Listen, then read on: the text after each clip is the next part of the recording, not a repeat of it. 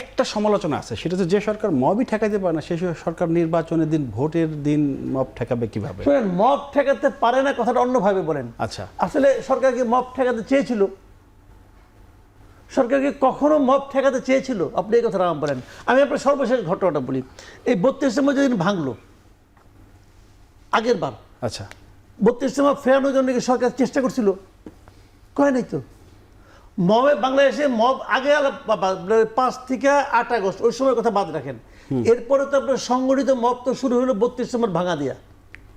সরকার mob ফেরানোর চেষ্টা করে নাই।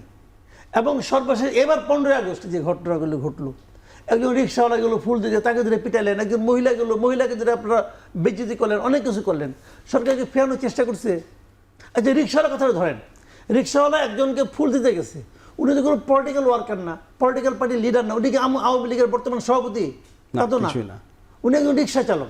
উনি একটা ফুল নিয়ে গেছেন, উনাকে ওখানকার লোকজন ধরে মানে মব আক্রান্ত হলো, সে তাকে ধরে চট থাপড় মারলো, গণপিটুনি দিল।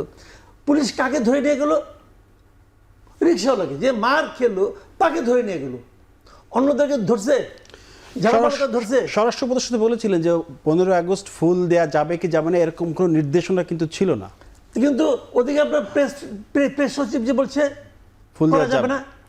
এবং প্রেস সচিব ওখানকার ধানমন্ডি পুলিশ আমি বলতে শুনছি, ধানমন্ডি পুলিশ বলছে তারা প্রেস সচিবের নির্দেশনা অনুযায়ী তারা চলতেছে। প্রেস সচিব তো গভর্নমেন্ট, এটা বিরাট গভর্নমেন্ট। সে